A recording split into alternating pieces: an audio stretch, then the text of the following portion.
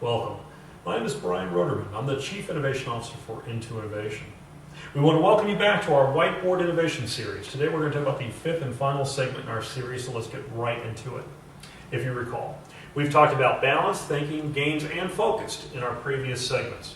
Today we're going to talk about vision. What's so important about vision? Well, the reality is it's very important. And if you don't have vision, you're going to really struggle with these other elements of fundamentals of innovation in your organization. Let's look at it this way.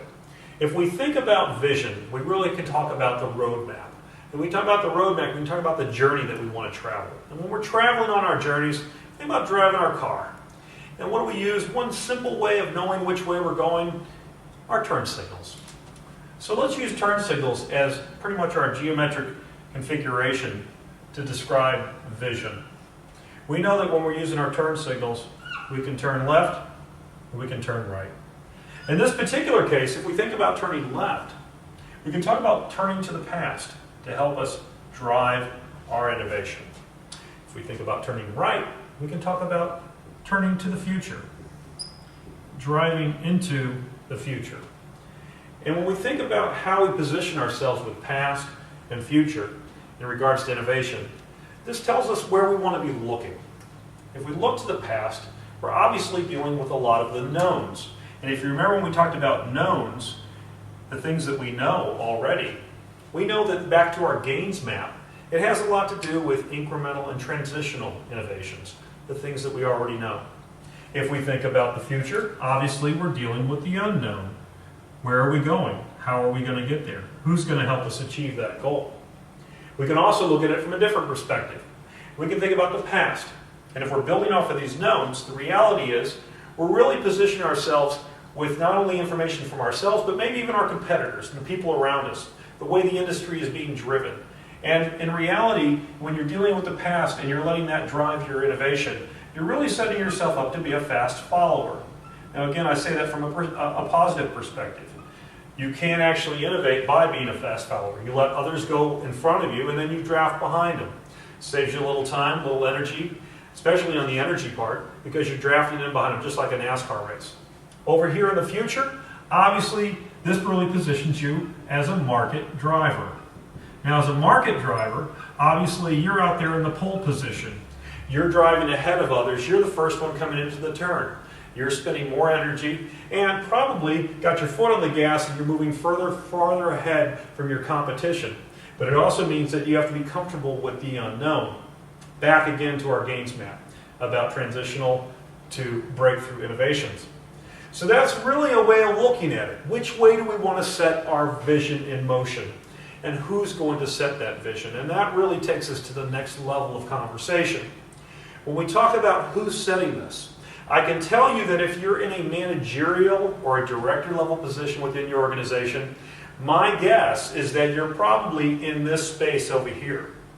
If you are a VP or in an executive position within your organization, maybe the president, maybe the CEO, maybe both, you can drive the market from your position.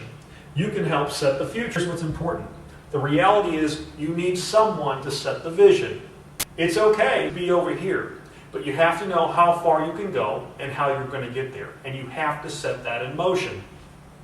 What we find is that a lot of companies put people in positions of mid-level management to drive innovations. They want to be over here, but they're in conflict with themselves because this is as far as they can go. They can only build their innovations off of what they know and be a fast follower. If you want to be in the future position, if you want to be in that market driver position, you're going to have to get executive level support. Because the reality is you're going to spend more money, you're going to spend more time, more energy, and take greater risk to achieve this level of innovation. If you do not have that, again, you will be in conflict because you want to be here, but the reality is this is what's going to drive you. And in doing so, you're actually going to have difficulty steering the vehicle. So, vision's a must. In that vision, know where you're going. The other thing that, again, we really address, and I'll go ahead and clear this board for you and update it. Who is driving the vision? If the CEO or president is driving that vision, which I hope that you have, because it gives you the flexibility and the opportunity to go towards the future, then achieve that officially in your organization. Make sure that that commitment is known, that the CEO and or president recognizes the need for innovation and sets that vision marker for the future. If you desire and crave innovation in your organization, but you cannot change and steer the entire ship, then focus here and let this be the driver for you. And work from the knowns. Again, this is going to most likely position you more in the incremental to transitional space. The most important part here is that you create a vision and you stick to it.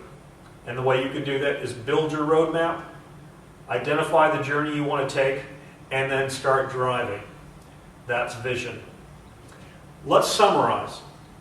We've talked about a lot of things over our segments. We've talked about balance and the BTU thinking. We've talked about thinking and the divergent and convergent thinking models that we bring to the table.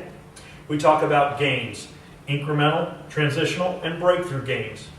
In focus, we talked about where to look inside that map and how to apply thinking over the top of the gains map. And finally, we talked about vision and setting the course, setting the roadmap, and sticking to it, and making sure that we get the right executive level buy-in so that we know where we're driving. That's it. Those are the fundamentals of innovation as we see it. We want to thank you for joining us through these segments. We hope that you had a good time. We hope that you've learned something, and we hope that you can take this back to your organization today and make it happen. If you'd like to know more information, please join us at Into Innovation. We'd love for you to stop by or join us online at intoinnovation.com. Again, thank you for your participation. We hope that you enjoyed it, and we hope to see you again real soon. Take care. For more on the topic of vision, check out the book Reimagine by Tom Peters.